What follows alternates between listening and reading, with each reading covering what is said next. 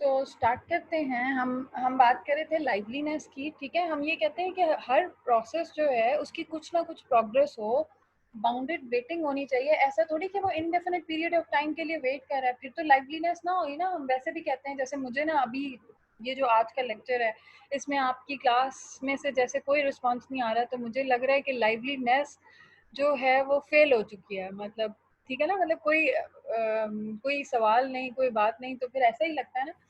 ठीक, तो मैम अब होगा। जरूरी है सवाल जवाब बातचीत, पता चले कि कुछ समझ आ रही है नहीं आ रही है। यस मैम, मैम अब से होगा क्वेश्चन। सही। तो क्या कहते हैं, बिल्कुल इसी तरह जब हम प्रोसेसेस की बात कर रहे हैं, ठीक है कि प्रोसेसेस जो हैं वो डेटा शेयर कर रहे हैं, इनकंसिस्टेंसी नहीं होनी चाहिए, लेकिन कुछ ना कुछ प्रोग्रेस तो हो। वो किसी ऐसे, मतलब वो ऐसा कोड तो रन कर सकते हैं ना कि जो शेयर डेटा ना करता हो, ठीक है। तो लाइवलीनेस इस चीज़ को इंश्योर करती है कि प्रोसेसेस बाउंडेड वेटिंग भी, मतलब उनकी वेट टाइम जो है वो भी बाउंडेड हो, ठीक है। कुछ टाइम पीरियड के लिए वो वेट करें, इनडेफिनेट पीरियड ऑफ टाइम के लिए वेट ना करें, और वो प्रोग्रेस भी जरूर करें। फिर lively deadlock, two or more processes are waiting indefinitely for an event that can be caused by only one of the waiting processes. Let S and Q be two semaphores initialized to one, ठीक है। Wait S, अब अगर P not की बात करें तो आपके पास वो जो है वो वेट कर रहा है एस और क्यू के लिए, पी वन जो है वो क्यू और एस के लिए। अब सिग्नल एस हो रहा है, सिग्नल क्यू, और यहाँ पे सिग्नल क्यू और signal S. Consider if P not executes wait S and P one executes wait Q, यानी सेम टाइम पे पी नॉट ने एस का वेट एग्जीक्यूट करवाया है और पी वन ने क्यू का वेट एग्जीक्यूट करवाया है। When P not executes wait Q, it must wait until P one executes signal Q. अब देखें, पहले जो पहला टाइम था ना उसके अंदर पी नॉट जो है वो एस को कर रहा था और पी वन जो है वो क्यू को कर रहा था, ठीक है। सेम वेरिएबल को तो नहीं कर रहे, लिहाजा वेट की स्टेटमेंट जो है वो एग्जीक्यूट हो, ठीक। अब जब पी नॉट एग्जीक्यूट करता है wait, when P not executes wait Q, it must wait until P one execute signal Q. अब जब ये ये वाला जो प्रोसेस है, ये जब वेट की कमांड दे रहा है क्यू के लिए, तो ऑब्वियसली इससे पहले P1 को सिग्नल क्यू कर देना चाहिए था, लेकिन वो पहले ही उसने वेट की कमांड दी है कि वो क्यू के लिए वेट कर रहा है, ठीक है। तो वेट के ऊपर तो वेट की कमांड हो नहीं सकती। However, P1 is waiting until P not execute signal S. अब P1 ये वेट कर रहा है कि P not जो है वो सिग्नल S एग्जीक्यूट करे, ठीक। ये इसका वेट कर रहा है और ये इसका वेट कर रहा है, तो ये इनडेफिनेट पीरियड ऑफ टाइम के लिए वेट करेंगे और there will be a deadlock, ठीक। ठीक हो गया ma'am. Other forms of deadlock, कुछ और forms and deadlock की starvation, indefinite blocking. A process may never be removed from a semaphore queue in which it is suspended. Priority inversion scheduling problem, when lower priority process hold a lock needed by higher priority process, solved by via priority inheritance protocol, ठीक है। एक तो deadlocks में आपके पास starvation की चीज़ भी आती है, और इसके अलावा प्रायोरिटी इन्वर्जन। अगर आपको याद हो तो हमने एक दफ़ा ये बात भी की थी कि जो हायर प्रायोरिटी प्रोसेस हैं वो एग्जीक्यूट होते रहते हैं, ठीक है। अब हायर प्रायोरिटी प्रोसेसेस एग्जीक्यूट होते रहते हैं, तो ऑब्वियसली जो रिसोर्सेज उन्होंने ली हुई हैं वो, मतलब जब भी कोई हायर प्रायोरिटी प्रोसेस, अब अगर लोअर प्रायोरिटी प्रोसेस को किसी ऐसी रिसोर्स की ज़रूरत है जो हायर प्रायोरिटी प्रोसेस के पास है, तो वो उसको एक्सेस नहीं कर सकता, क्योंकि हायर प्रायोरिटी प्रोसेस ने पहले एग्जीक्यूट होना है, ठीक है ना। तो इसका मतलब ये है कि लोअर प्रायोरिटी प्रोसेस को तो वो रिसोर्स मिलेगी ही नहीं, ठीक है। और इसको फिर सॉल्व करते हैं प्रायोरिटी इनहेरिटेंस प्रोटोकॉल से, वो हम आगे जाके देख लेंगे, ठीक। सो विद दिस हमारी प्रोसेस सिंक्रोनाइजेशन खत्म होती है। यानी अगर आप मतलब थोड़ा सा रिवाइज कर लें कि हम कहते हैं कि जी हमारे पास मल्टीपल मल्टीपल प्रोसेसेस हों, यानी हमारा सिस्टम अगर मल्टी प्रोसेसिंग को सपोर्ट कर रहा है, या अगर मल्टीपल प्रोसेसेस हैं और वो डेटा शेयर करते हैं और उन्होंने एग्जीक्यूट होना है, तो शेयर डेटा को वो इस तरीके वो सिंक्रोनाइज्ड फॉर्म में एग्जीक्यूट करें। ऐसा ना हो कि तमाम प्रोसेसेस पैरेलली शेयर डेटा को एक्सेस करें। अगर ऐसा करेंगे तो फिर आपके पास इनकंसिस्टेंट डेटा आ जाएगा। सो प्रोसेसेस जो शेयर डेटा, जो कोऑपरेटिंग प्रोसेसेस हैं, ऐसे प्रोसेसेस जो डेटा को शेयर करते हैं, उनके लिए सिंक्रोनाइजेशन इज़ वेरी इंपॉर्टेंट। ठीक है, और सिंक्रोनाइजेशन के लिए फिर आपने टूल्स पढ़े, आपके पास डिफरेंट टूल्स थे, म्यूचुअल एक्सक्लूजन थी, आपके पास हार्डवेयर लेवल पे इसका सोल्यूशन था, फिर आपके पास क्या कहते हैं वो, सॉरी, म्यूटेक्स थे, फिर आपके पास सेमाफोर्स थे, फिर आपके पास हार्डवेयर के ऊपर इसका सोल्यूशन था, फिर उसके बाद आपके पास मॉनिटर्स थे। ठीक है, अब हम बात कर लेते हैं, यहाँ पे बड़ा एक इम्पोर्टेंट पॉइंट आया, दैट वाज डेडलॉक। ठीक, सो जो अगला चैप्टर है that will be on deadlocks. ठीक है, मैं बोलती हूँ, आई होप कि आप लोग भी आज उनके बराबर पहुंच जाएंगे ए सेक्शन के। एक सेकेंड, चैप्टर 7 छोड़ दिया है। ठीक है, क्योंकि कुछ ऐसी चीज़ें हैं जो पढ़नी ज़्यादा ज़रूरी हैं, लिहाजा फिर भी अगर किसी को कोई चीज़ ऐसी अपनी नॉलेज के लिए पूछनी होगी तो आप मुझसे पूछ सकते हैं। चैप्टर 8 इम्पोर्टेंट टॉपिक है, ये अक्सर जगहों पे पूछा जाता है, तो ये पता होना चाहिए। ठीक,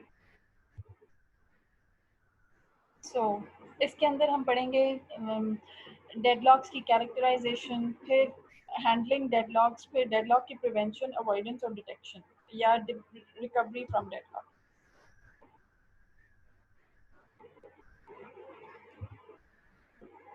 अब सिस्टम रिक्वेस्ट्स ऑफ रिसोर्सेज। अच्छा, यहाँ पे आपको ये बात पता है कि आपके सिस्टम कंसिस्ट ऑफ रिसोर्सेज। आपको पता है कि आपके सिस्टम की सर्टेन रिसोर्सेज हैं। फॉर एग्जांपल आपके सीपीयू साइकिल्स हैं, मेमोरी स्पेस है, आईओ डिवाइसेस हैं। ये रिसोर्सेज जो हैं यूज होती हैं bye processes.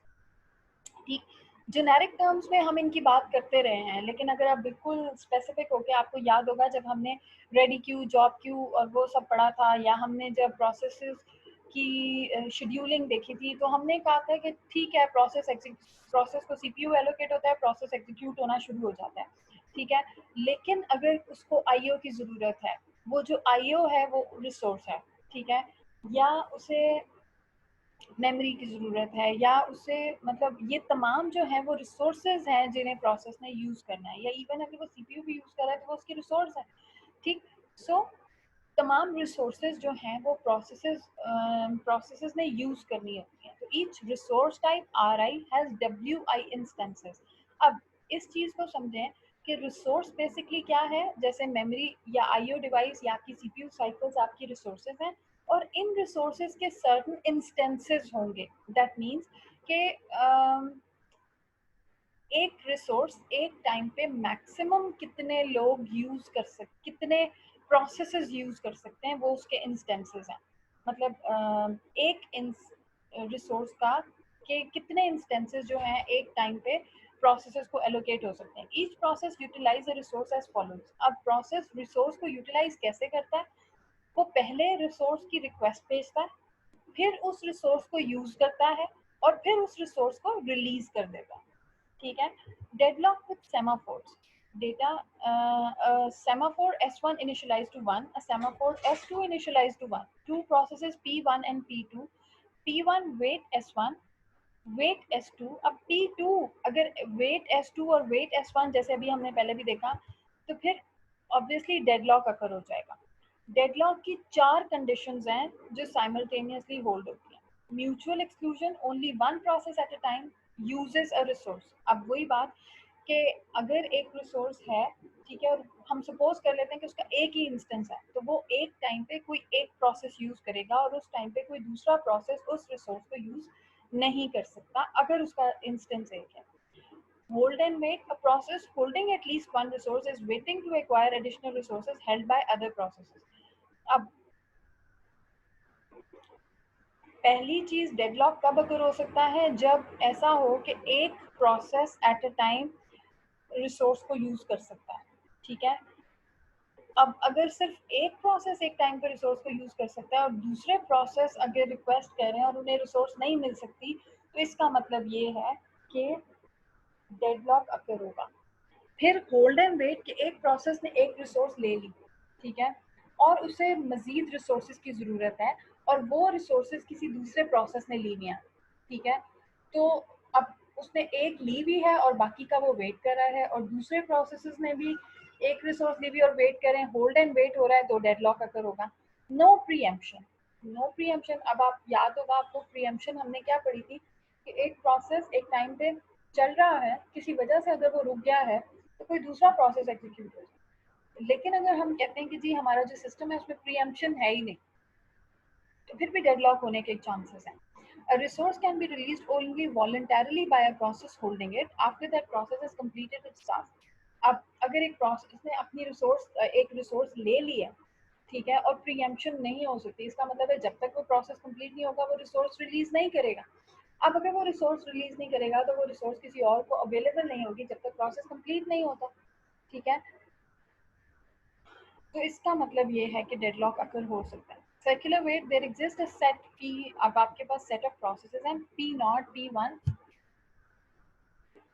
P2, Pn of waiting processes such that P0 is waiting for a resource that is held by P1, and P1 is waiting for a resource that is held by P2, and Pn minus 1 is waiting for a resource that is held by Pn, and Pn is waiting for a resource that is held by P0। अगर ऐसा circular wait चल रहा है कि 0 wait कर रहा है 1 के लिए, 1 वेट कर रहा है 2 के लिए, 2 वेट कर रहा है 3 के लिए, और n-1 वेट कर रहा है n के लिए, और n अगेन वेट कर रहा है 0 के लिए, तो फिर भी डेडलॉक अकर होगा। मतलब हर बंदा जो है वो हर प्रोसेस जो है वो दूसरे प्रोसेस का वेट कर रहा है कि वो उस रिसोर्स, यानी कि हर प्रोसेस जो है वो ऐसी रिसोर्स का वेट कर रहा है जो दूसरी प्रोसेस के पास है, और जो लास्ट प्रोसेस है वो फर्स्ट प्रोसेस का वेट कर रहा है कि वो उसके पास जो रिसोर्स है वो उसको दे दे। तो दिस इज सर्कुलर वेट, इसकी वजह से भी डेडलॉक अकर होगा। अब सबसे पहले आपके पास है रिसोर्स एलोकेशन ग्राफ।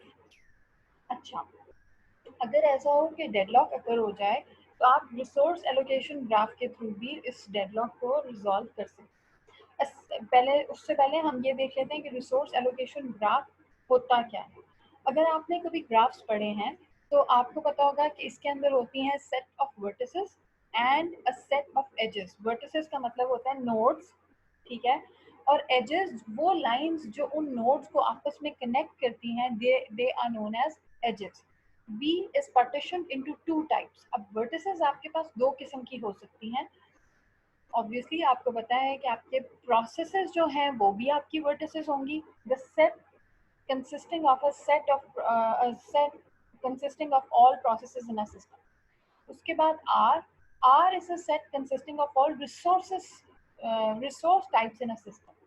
ठीक, वर्टिसेस या नोड जो हैं वो आपके पास दो टाइप्स के हो सकते हैं, प्रोसेसेस भी हो सकते हैं और रिसोर्सेज भी हो सकती हैं। और एजेस जो हैं वो आपके पास दो किस्म की हो सकती हैं। एक रिक्वेस्ट एज होगी।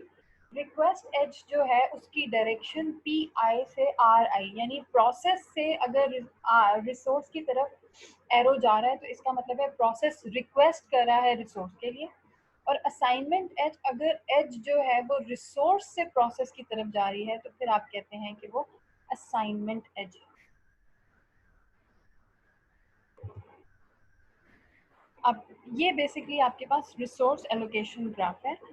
रिसोर्स एलोकेशन ग्राफ की एग्जांपल के अंदर अगर आप देखें तो मतलब इसकी टर्म्स से आप थोड़ा फेमिलियर हो जाएं, फिर आपको ज़्यादा अच्छी समझ में आ जाएगी कि आपके पास एक ये जो है ये बेसिकली रिसोर्स के लिए उन्होंने ब्लॉक बनाया हुआ है, और जो सर्कल्स हैं वो उन्होंने बनाए हैं टास्क के लिए। अब इस ब्लॉक के अंदर जो एक डॉट है ये शो कर रहा है कि रिसोर्स 1 का सिर्फ एक इंस्टेंस है, रिसोर्स 3 का सिर्फ एक इंस्टेंस है, यानी वो एक टाइम पे किसी एक प्रोसेस को एलोकेट हो सकती है या किसी एक टास्क को एलोकेट हो सकती है। और रिसोर्स 2 के दो इंस्टेंसेस हैं, इसका मतलब है वो सेम टाइम पे दो टास्क को एलोकेट हो सकती है। और R4 के 3 इंस्टेंसेस हैं, इसका मतलब है वो सेम टाइम पे 3 इंस्टेंसेस को वो सॉरी 3 टास्क को एलोकेट हो सकते। अब अगर आप इस एज की बात करें तो T1 किससे एरो जा रहा है R1 को, विच शोज कि T1 रिक्वेस्ट कर रहा है कि उसे रिसोर्स R1 चाहिए, ठीक है, लेकिन R1 रिसोर्स का एक ही इंस्टेंस है और वो इस वक्त T2 को असाइन हो चुका है, ठीक है। T2 रिक्वेस्ट कर रहा है R3 के लिए और R3 का एक ही इंस्टेंस है जो एलोकेटेड है T3 को, ठीक। अब रिसोर्स 2 जो है उसके 2 इंस्टेंसेस हैं और वो दोनों इंस्टेंसेस एक वो एक इंस्टेंस एलोकेट हुआ हुआ है T1 को और दूसरा इंस्टेंस एलोकेट हुआ हुआ है T2 को, और R4 के 3 इंस्टेंसेस हैं लेकिन वो किसी को भी एलोकेट नहीं हुए, ठीक। ये बेसिकली टर्मिनोलॉजीज हैं जो रिसोर्स एलोकेशन ग्राफ में, मतलब आपको ये समझ में आई है कि ये स्क्वायर्स हैं जो रिसोर्सेज को शो कर रहे हैं, इनके अंदर जो डॉट्स हैं वो उनके इंस्टेंसेस को शो कर रहे हैं। ये जो एजेस हैं, अगर ये रिसोर्स की तरफ जा रही है तो इसका मतलब है ये रिक्वेस्ट हो रही है, और अगर ये रिसोर्स से बाहर निकल रही है तो इसका मतलब है ये रिसोर्सेज को एलोकेटेड है, ठीक है। अब resource allocation graph with a deadlock, अगर आप डेडलॉक की बात करें, यहाँ पे इस ग्राफ के अंदर डेडलॉक है। कैसे? T1 रिक्वेस्ट कर रहा है R1 को, ठीक है, और R1 is already allocated to T2, ठीक है। T2 रिक्वेस्ट कर रहा है R3 को और R3 is already allocated to T3, और T3 रिक्वेस्ट कर रहा है R2 को और R2 के 2 इंस्टेंसेस हैं जो T1 और T2 को एलोकेटेड है। अब ये जो साइकिल है ये बेसिकली शो कर रहा है कि आप ये देखो कि T2 जो है वो रिसोर्स 3 रिक्वायर कर रहा है, ठीक है। T2 ने होल्ड किया हुआ है R2 और उसको रिक्वायरमेंट है कि उसे R3 चाहिए, और T3 ने R3 होल्ड किया हुआ है और R2 जो है वो उसे चाहिए, यानी ये R3 को रिलीज नहीं करेगा जब तक इसे R2 नहीं मिलेगा, और ये R2 को रिलीज नहीं करेगा जब तक इसे R3 नहीं मिलेगा, विच इज अ डेडलॉक, ठीक। अब अगर आप इसको देखें तो ये रिसोर्स एलोकेशन ग्राफ, इसमें आप देखें तो आपके पास R1 है जिसकी 2 इंस्टेंसेस हैं, ठीक है, और दोनों इंस्टेंसेस, एक इंस्टेंस T2 को मिला हुआ है, एक इंस्टेंस T3 को मिला हुआ है, ठीक है। और T3 जो है उसने रिक्वेस्ट की हुई है R2 के लिए, और R2 का एक इंस्टेंस T1 को मिला हुआ है और एक इंस्टेंस T4 को मिला हुआ है, ठीक है। सो साइकिल तो बन रहा है लेकिन डेडलॉक इसलिए अकर नहीं हो रहा कि T3 की ऐसी कोई मतलब बेसिकली अगर आप देखें तो T3 रिक्वेस्ट कर रहा है R2 को और R2 एलोकेटेड है T1 को। अब अगर T4 इस इंस्टेंस को रिलीज कर देता है, ठीक है ना, R2 ने एक इंस्टेंस होल्ड किया हुआ है, लेकिन अगर T4 R2 को रिलीज कर देता है तो ऑब्वियसली T3 को R2 मिल जाएगा, ठीक है, तो डेडलॉक अकर नहीं होगा, ठीक। बेशक साइकिल है लेकिन इसमें डेडलॉक अकर नहीं होगा, लेकिन जो पिछला ग्राफ था उसके अंदर साइकिल था और डेडलॉक भी अकर हो रहा था। तो रिसोर्स एलोकेशन ग्राफ से आप जब रिसोर्सेज जो जैसे जैसे एलोकेट होती हैं प्रोसेसेस को और आप उनका रिसोर्स एलोकेशन ग्राफ बनाते हैं तो उसको देख के आप ये आइडेंटिफाई कर सकते हैं कि बेसिकली डेडलॉक अकर हो रहा है या नहीं। अब if graph contains no cycles, अगर ग्राफ में साइकिल हो ही ना फिर तो डेडलॉक होगा ही नहीं, ठीक है। अगर ग्राफ में साइकिल है तो अगर हर रिसोर्स का एक ही इंस्टेंस है तो ऑब्वियसली डेडलॉक होगा, यानी मैं कहूँ कि जी यहाँ पे अगर आप देखें कि R1 का एक ही इंस्टेंस है, R2 का एक ही इंस्टेंस है, तो फिर तो डेफिनेटली साइकिल भी हो और एक ही इंस्टेंस हो तो फिर तो डेडलॉक कंफर्म है। लेकिन अगर एक रिसोर्स के मल्टीपल इंस्टेंसेस हैं तो आप देखें कि यहाँ पे डेडलॉक था और यहाँ पे डेडलॉक नहीं था, साइकिल भी है लेकिन डेडलॉक नहीं है, ठीक है। यहाँ पे साइकिल है और डेडलॉक भी है।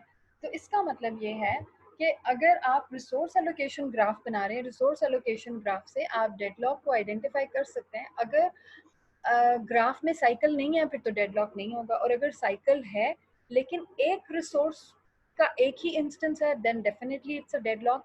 और अगर एक रिसोर्स के मल्टीपल इंस्टेंसेस हैं तो डेडलॉक हो भी सकता है और डेडलॉक नहीं भी हो सकता। अब methods for handling deadlocks ensure that system will never enter a deadlock। ये तो हमने ये देख लिया कि जी डेडलॉक है या नहीं। अब अगर आप देखते हैं कि मतलब अगर आपने डेडलॉक्स को हैंडल करना है तो उसके लिए आपके पास डेडलॉक प्रिवेंशन है या डेडलॉक अवॉइडेंस है, ठीक है। allow the system to enter a deadlock state and then recover। या तो आप ये करें कि सिस्टम को डेडलॉक में आने दें और जब डेडलॉक आ जाए तो फिर आप उसको आइडेंटिफाई करके उसको रिकवर करें। और एक ऑप्शन आपके पास ये है कि ignore the problem and pretend that deadlocks never occur in a system. के पहली चीज प्रिवेंशन है। प्रिवेंशन के अंदर आप ये कहते हैं कि डेडलॉक को होने दें और जब डेडलॉक आ जाए तो फिर आप उस यानी कि अगर कोई मसला आ जाए तो फिर उसको सॉल्व करें। दूसरी तरफ आप ये कहते हैं कि ठीक है आता है आए डेडलॉक, ठीक है, हमने ना तो डेडलॉक को डिटेक्ट करना है और ना उसे सॉल्व करना है, ठीक है। हम ये सोच लेते हैं कि डेडलॉक कभी आएगा ही नहीं और अगर आएगा भी तो हमने उसे सॉल्व नहीं करना, ठीक। सो डेडलॉक प्रिवेंशन की अगर हम बात करें, invalidate one of the 4 necessary conditions of deadlock. हमने कहा कि आपके पास 4 कंडीशंस थी कि जिनकी बेसिस पे डेडलॉक अकर हो सकता था, जिसमें म्यूचुअल एक्सक्लूजन थी, होल्ड एंड वेट थी, आपके पास नो प्रीएम्पशन थी और सर्कुलर वेट था। आप किसी एक को भी अगर इनवैलिडेट कर देते हैं तो फिर इसका मतलब ये है कि आप डेडलॉक को प्रिवेंट कर सकते हैं, ठीक। म्यूचुअल एक्सक्लूजन में आपने क्या कहा था, not required for shareable resources, for example read only files must hold for non shareable resources. अब सिंपल सी बात है कि हमने ये कहा कि जी म्यूचुअल एक्सक्लूजन में रिसोर्स किसी एक ही प्रोसेस को मिल सकता है, ठीक है। अब अगर हम ये कर लें कि म्यूचुअल एक्सक्लूजन, ठीक है, रिसोर्स किसी एक ही प्रोसेस को मिल सकती है लेकिन वो रिसोर्स जो शेयरेबल नहीं है वो किसी भी प्रोसेस को मिल सकती है। मतलब ये कि हम सपोज कर लेते हैं कि हमारे पास R1 है, R2 है। R1 जो है वो P1 और P2 शेयर करते हैं लेकिन R2 जो है वो P1 और P2 शेयर नहीं कर सकते। तो इसका मतलब है R2 तो मिल सकती है ना, क्योंकि वो नॉन शेयरेबल है, वो सॉरी नॉन शेयरेबल है, ठीक है। लेकिन R1 चूंकि shared by P1 and P2 है तो वो एक टाइम पे किसी एक प्रोसेस को मिलेगी, ठीक। फिर होल्ड एंड वेट की अगर हम बात करें, must guarantee that whenever a process request a resource it does not hold any other resources, ठीक है।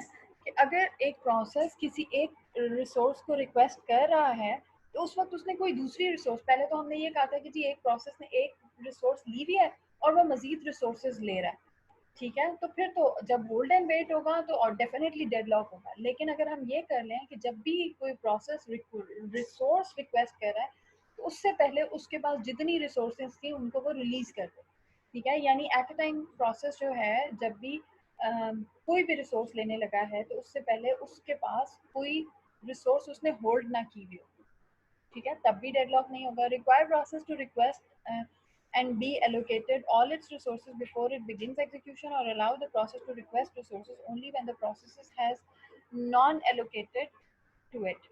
Low resource utilization, starvation possible, इसमें starvation का problem हो सकता है।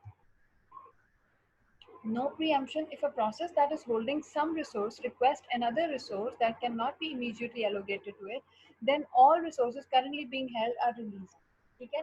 अब हमने कहा था कि जी अगर preemption अलाउ नहीं होती ना फिर तो डेडलॉक होता है।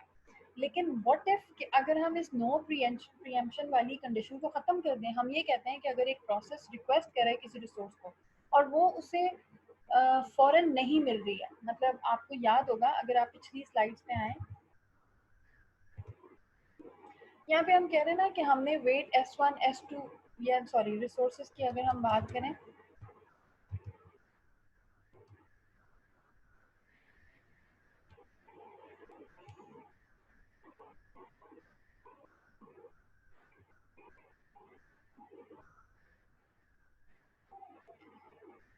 यहाँ पे हम ये कह रहे हैं कि जी T3 को वो रिसोर्स चाहिए जो T2 के पास है। अब अगर T3 को वो रिसोर्स नहीं मिलती जो T2 के पास है, ठीक है, तो उसने जो रिसोर्स एक्वायर की हुई है वो उसको रिलीज कर दे। जिस वक्त वो इसको रिलीज करेगा, T2 को ये रिसोर्स मिलेगी, तो ऑब्वियसली T2 इसको यूज करके इसको भी रिलीज कर देगा, ठीक है ना। तो अगर प्रीएम्पशन हो जाए, यानी अगर एक प्रोसेस जो है वो रिसोर्स उसने ली तो है, लेकिन अगर किसी वजह से उसको मजीद रिक्वेस्टेड रिसोर्सेज नहीं मिल रही, तो वो किसी जो उसने पहले से रिसोर्सेज एक्वायर की हुई, अगर वो उनको रिलीज कर दे तो फिर डेडलॉक अकर नहीं होगा। फिर उसके बाद preempted resources are added to the list of resources for which process is waiting. Process will be restarted only when it can regain all old resources as well as new one that it is requesting. फिर उसके बाद आ जाता है circular wait. Impose a total ordering of a resource type and require that each process request resources in an increasing order of the enumeration. अब हमने circular wait में क्या कहा था कि पी नॉट जो है वो P1 की रिसोर्सेज का, P1 जो है वो P2 की रिसोर्सेज का, P2 जो है वो P3 की रिसोर्सेज का वेट कर रहा है, Pn जो है वो P नॉट की रिसोर्सेज का वेट कर रहा है। ऐसा ही हमने कहा था। अब हम कहते हैं कि नहीं जी, हमेशा जो रिसोर्सेज का वेट होगा वो इंक्रीजिंग ऑर्डर में होगा। इसका मतलब है Pn जो है वो P नॉट की रिसोर्सेज का वेट नहीं करेगा। जब सर्कुलर वेट नहीं होगा तो डेडलॉक भी अकर नहीं होगा। तो अगर आप चारों में से किसी एक कंडीशन को भी इनवैलिडेट कर देते हैं तो ऑब्वियसली डेडलॉक से बचा जा सकता है।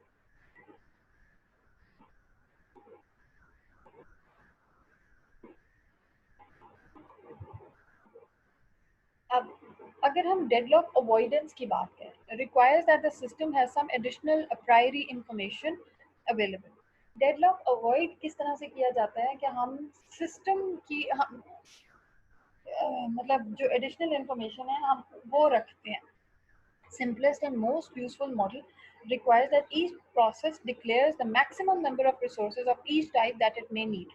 अब process deadlock avoidance के लिए क्या किया जाता है कि ये इंफॉर्मेशन के हर प्रोसेस को कितनी मैक्सिमम रिसोर्सेज चाहिए होंगी वो पहले से स्टोर कर ली जाती है। यानी प्रोसेस 1 है, इसको 5 रिसोर्सेज चाहिए, इसका मतलब है उसकी मैक्सिमम रिसोर्सेज को हमने सेव कर दिया। प्रोसेस 2 है, उसकी मैक्सिमम रिसोर्सेज को हमने सेव कर दिया। प्रोसेस 3 है, उसकी मैक्सिमम रिसोर्सेज को हमने सेव कर दिया। अब इससे क्या होगा कि ऑब्वियसली डेडलॉक को अवॉइड किया जा सकता। जब हमें पता होगा, हमें अगर प्रायर इंफॉर्मेशन है हर प्रोसेस मैक्सिमम कितनी रिसोर्सेज को यूज कर सकता है, तो फिर हम प्रोसेसेस को उसी और मतलब एक सेफ सीक्वेंस में उन्हें एग्जीक्यूट करवाते हैं, जिसकी वजह से हम डेडलॉक को अवॉइड कर सकते हैं। The deadlock avoidance algorithm dynamically examines the resource allocation state to ensure that there can never be a circular wait condition. Resource allocation state is defined by the number of available and allocated resources and the maximum demands of the processes. Safe state. When a process requests an available resource, system must decide if immediately allocation leaves the system in a safe state. अब जब कोई process available resource की request करता है तो system उसी वक्त decide करता है कि क्या उसे इमीडिएटली वो रिसोर्स दी जा सकती है, अवेलेबल है। अगर अवेलेबल है उसे दी जा सकती है, सिस्टम सेफ स्टेट, ठीक है। और अगर ऐसा है कि वो रिसोर्स जो प्रोसेस को रिसोर्सेज रिक्वायर्ड हैं उनमें से कुछ अवेलेबल हैं कुछ अवेलेबल नहीं है, इसका मतलब है उसे रिसोर्सेज एलोकेट नहीं हो सकती, तो फिर सेफ स्टेट नहीं होती, ठीक। System is in safe state if there exists a sequence P1, P2, Pn of all processes in the system such that each Pi, the resources that Pi can still request be satisfied by currently available resources plus resources held by all Pi with J is less than I. ये आपको बहुत अच्छी समझ में आएगी, अभी हम bankers algorithm करेंगे तो आपको अच्छी समझ में आ जाएगी।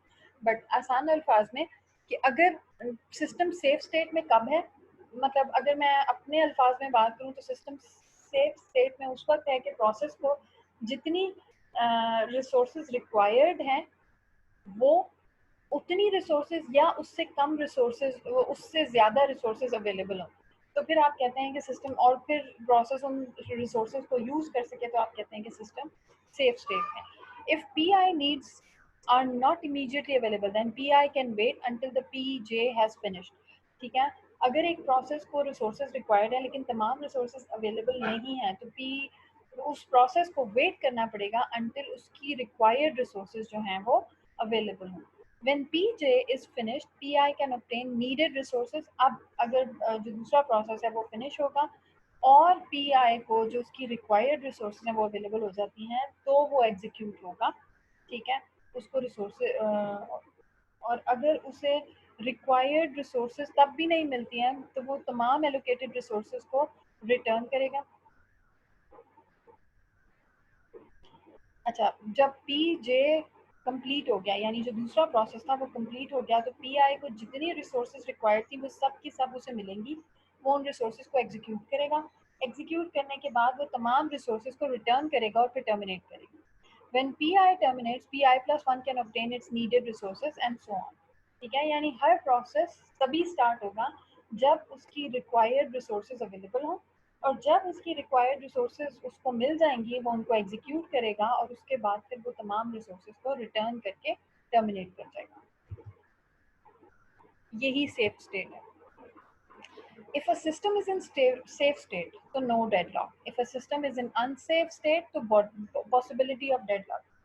ठीक है, अगर सिस्टम सेफ स्टेट में है यानी ऐसी स्टेट हो कि जहाँ पे प्रोसेस को जितनी रिसोर्सेज अवेलेबल हैं वो उसको मिल जाए और वो उन्हें एग्जीक्यूट करे और वो निकल जाए और अगर उसे तमाम उसकी रिक्वायर्ड रिसोर्सेज नहीं मिलती तो वो वहाँ पे वेट करे अपनी रिसोर्सेज को और जब उसे तमाम उसकी रिक्वायर्ड रिसोर्सेज मिल जाती हैं तब वो जो है वो उन रिसोर्सेज को यूज़ करे, एग्जीक्यूट करे और फिर उनको रिलीज करके टर्मिनेट कर जाए. तो इसका मतलब है कि सिस्टम सेफ स्टेट में है. इसका मतलब अगर सिस्टम सेफ स्टेट में है तो डेडलॉक अकर नहीं होगा. अगर सिस्टम अनसेफ स्टेट में तो डेडलॉक अकर होने की पॉसिबिलिटी है भी और नहीं भी. ये नहीं हम कहते कि अनसेफ स्टेट में तो हमेशा डेडलॉक अकर होगा, लेकिन अगर अनसेफ स्टेट में है तो डेडलॉक अकर हो भी सकता है और नहीं भी हो सकता, यानी दोनों possibility. Avoidance ensures that a system will never enter an unsafe state. अब जो हम डेडलॉक अवॉइडेंस की बात कर रहे हैं ना, तो अवॉइडेंस हमेशा ये मेक श्योर करती है कि सिस्टम अनसेफ स्टेट में जाए ही ना, जहाँ पे ये पॉसिबिलिटी हो कि जी डेडलॉक अगर हो भी सकता है या नहीं भी हो सकता, वो हमेशा सेफ स्टेट में ही रहे. सो अगर आप इस डायग्राम को देखें कि सेफ स्टेट में डेडलॉक अगर हो ही नहीं सकता, अनसेफ स्टेट में डेडलॉक अकर होने की पॉसिबिलिटी है और ऐसा भी हो सकता है कि डेडलॉक अकर ना हो.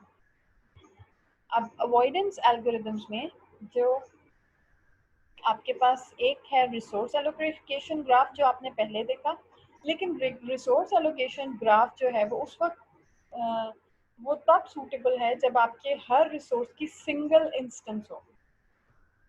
ठीक है, अगर आपके रिसोर्स की सिंगल इंस्टेंस है तो आप रिसोर्स एलोकेशन ग्राफ से बड़े आराम से डेडलॉक आइडेंटिफाई कर सकते हैं. लेकिन अगर आपकी रिसोर्सेज की मल्टीपल इंस्टेंसेस हैं तो फिर डेडलॉक आपने देखा है कि एक वक्त ऐसा था कि डेडलॉक अकर हो भी क्या था, साइकिल था लेकिन डेडलॉक अकर हुआ हुआ था, और एक वक्त ऐसा था कि साइकिल था लेकिन डेडलॉक अकर नहीं हुआ था. तो it is difficult to identify the deadlock when you have multiple resources of a multiple instances of a resource. तो फिर अगर मल्टीपल इंस्टेंसेस ऑफ रिसोर्स हों तो आप बेंकर्स एल्गोरिथम यूज करते हैं, और अगर आपके पास single instance of each resource हो तो फिर आप रिसोर्स एलोकेशन ग्राफ यूज करते हैं.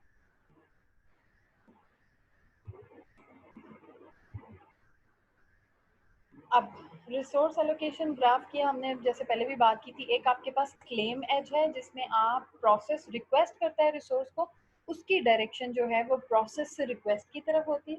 ठीक है, और अगर आप उसे ड्रॉ करेंगे तो वो डैश्ड लाइन होगी, indicated that process P I may request resource represented by a dashed line, dotted line होगी. अगर claim edge converts to request edge when a process request a resource, अगर claim से वो request में जाएगी, ठीक है, फिर request edge converted to an assignment edge when the resource is allocated to the process. जब वो request edge पहले क्लेम एज बनेगी यानी डॉटेड लाइन बनेगी, उसके बाद वो स्ट्रेट लाइन बनेगी तो रिक्वेस्ट एज बनेगी, और उसके बाद फिर अगर प्रोसेस से रिसोर्स की तरफ जाएगी तो इसका मतलब ये है कि वो रिसोर्स प्रोसेस को एलोकेट होगी. Resources must be claim a priority in the system. अब यहाँ पे आप देखें इसका मतलब क्या है कि T1 रिक्वेस्ट कर रहा है, सॉरी T1 क्लेम कर रहा है R2 की रिक्वेस्ट के लिए, ठीक है, और T2 जो है और R1 जो है वो T1 को असाइन हुई भी है, ठीक है. T2 R2 के लिए रिक्वेस्ट कर रहा है और T2 सॉरी क्लेम कर रहा है R2 के लिए, और T2 रिक्वेस्ट कर रहा है यानी उसका क्लेम जो है वो रिक्वेस्ट में कन्वर्ट हो चुका है R1 के लिए, ठीक. Unsafe state in resource allocation graph. अब अगर आपके पास ऐसे हो कि जी जो T1 है, ठीक है, उसको R1 मिली हुई है, ठीक है, और T2 जो क्लेम कर रहा था R1 के लिए उसकी रिक्वेस्ट मतलब वो क्लेम जो है वो रिक्वेस्ट में कन्वर्ट हो चुका है, यानी अब T2 को R1 की ज़रूरत है, और T1 क्लेम कर रहा है टू रिक्वेस्ट फॉर R2, और R2 जो है वो T2 के पास है, ठीक. तो इसका मतलब ये है कि ये अनसेफ स्टेट आ चुकी है इन रिसोर्स एलोकेशन ग्राफ. फिर resource allocation graph algorithm. Suppose that processes pi request a resource ri. The request can be granted if converting the request edge to an assignment edge does not result in formation of a cycle in the resource allocation graph.